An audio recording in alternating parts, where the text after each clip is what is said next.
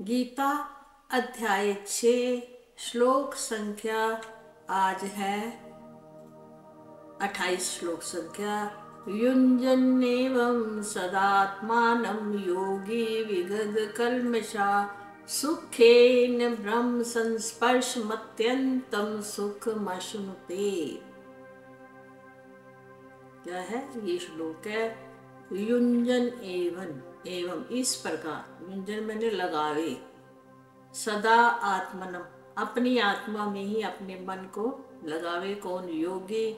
योगी कौन? जिसके विगत कल्मषा, जिसके सारे पाप नष्ट हो गए हों और उसमें ही सुख का अनुभव करता हुआ ब्रह्म संस्पर्शम, ब्रह्म के साथ एकता करता हुआ, संस्पर्श में एकता, ब्रह्म की और जीव की एकता है, अत्यंतम, तो फिर वो अत्यांतिक सुख को प्राप्त होता है। अब ये इसका मतलब है, हम अत्यांतिक सुख को, अति सुख को कैसे प्राप्त हो सकते हैं। कहते हैं उसके लिए हमें क्या करना है। यहाँ इन्होंने योगी की परिस्थिति बताई है। योगी जो योग में स्थित रहता है। एक तो होता है, हम कहते हैं योग का अभ्यास करते करते जब हमारा मन स्थिर हो जाता है, तो मन को स्थिर करने के लिए हमें योग का अभ्यास करना चाहिए। परंतु यहाँ की जो स्थिति इस श्लोक में है, कहते हैं विगत कल्मषा, जिसके सारे कल्मश दूर हो गए, यानी पाप जिस व्यक्ति के दूर हो जाते हैं। पाप किसके दूर होते हैं? जो अपने को कर्ता भोक्ता नहीं मानता, प्रारब्ध के अनुसार जीवन को जीता है और आगे कुछ नहीं बनाता, और जिसका चित्त पूर्ण रूप से परमात्मा के अंदर स्थित होता है, उसी के ही पाप जो होते हैं नष्ट हो जाते हैं। हमारे जीवन में जो पाप है ना, वही हमें परमात्मा से मिलने नहीं देते। क्यों नहीं मिलने देते? जो हम हैं उसको हम जानते नहीं हैं, और जो हम नहीं हैं हमने उसके साथ तादात्म्य संबंध कर रखा है। हम क्या है? ब्रह्म है, परंतु हमने अपना संबंध शरीर के साथ जोड़ा हुआ है। शरीर से जो क्रियाएं करता है, इंद्रियां जो भी कर्म करती हैं, उसमें हम अपने आप को कर्ता मान लेते हैं। यही हमारे पाप हैं।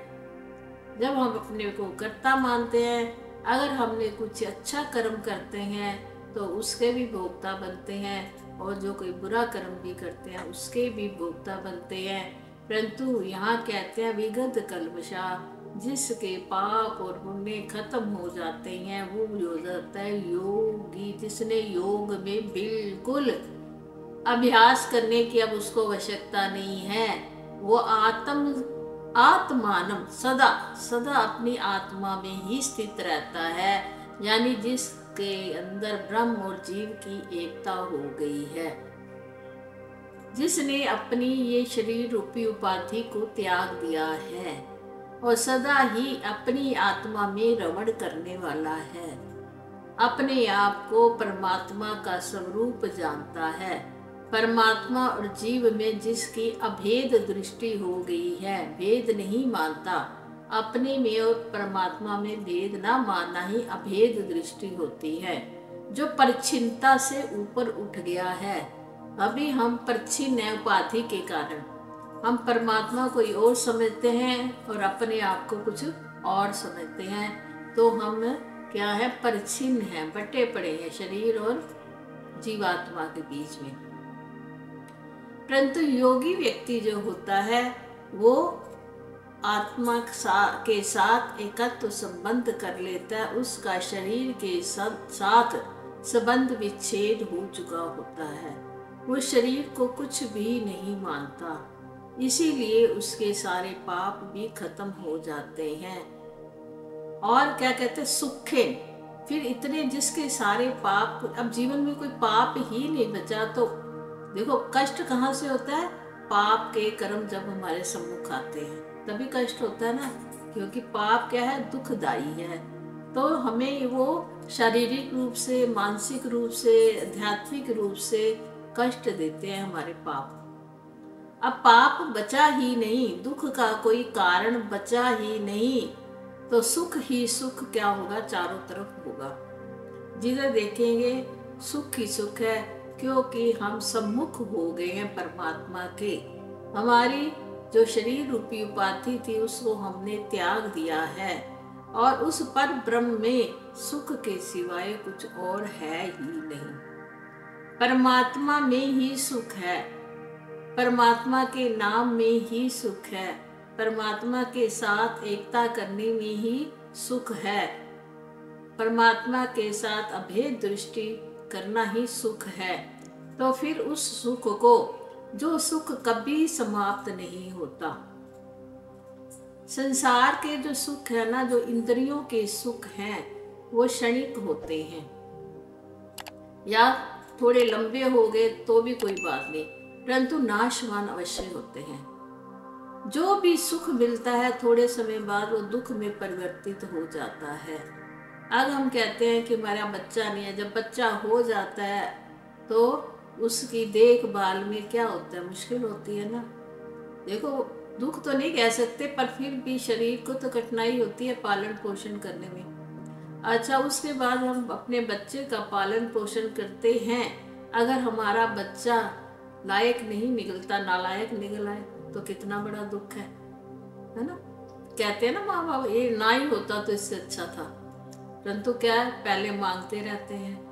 तो क्या है, मिलने पे भी दुख, ना मिलने पे भी दुख ही दुख है। संसार का जो अस्तित्व है, कोई वस्तु मिल जाती है उसके साथ द्वैत चीज जुड़ी होती है। वो तुम्हें पहले तो सुख देती है, बाद में वही दुख देती है, क्योंकि संसार की कोई भी वस्तु हमारे पास आ जाती है उसके साथ हमें आसक्ति हो जाती है, हमारा एक संबंध जुड़ जाता है। जब उस संबंध को ठेस पहुंचती है तो हमें क्या होता है, दुख की प्राप्ति होती है। जब हम परमात्मा से अपना संबंध जोड़ लेते हैं, एक परमात्मा के सिवाय मेरा इस दुनिया में और कोई नहीं है, जब पक्के हो जाते हैं, जब हमारा मन एकदम पक्का हो जाता है कि मैं परमात्मा का और परमात्मा मेरे, इसके सिवाय मैं जहाँ देखता हूँ वहाँ ही मुझे भगवान नजर आते हैं, वहीं मुझे अपना स्वरूप नजर आता है। सब में मैं अपने स्वरूप को देखता हूँ कि सबके अंदर एक ही चीज है, वो है ब्रह्म। तो क्या हो जाता है, उसके साथ हमारा गाढ़ा संबंध हो जाता है, और वो ऐसा संबंध होता है कभी भी छूटता नहीं है। और जो चीज छूटती नहीं है वो है भी सुखदाई, स्वरूप से भी सुखदाई है, तो फिर हमें क्या मिल जाता है, वो सुख से कितना गुना सुख मिलता है, अत्यंतिक अति हो जाएगी उस सुख की। इतना सुख मिलता है हम परमात्मा के साथ जब एक हो जाते हैं।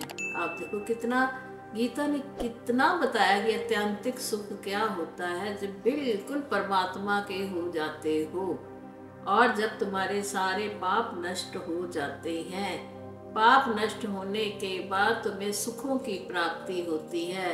जब सुख का संबंध परमात्मा से होता है वो अति सुख होता है। ऐसे सुख को कहते हैं युंजन एवं। इस प्रकार योगी जो है उस सुख में ही अपने आप को लगावे या लगाते हैं। योगी जो होता है जिसने योग को साथ लिया है, जिसने अपने आप को योग के द्वारा अपने स्वरूप को पहचान लिया है, वो होता है योगी। हरि ओम तत्सत।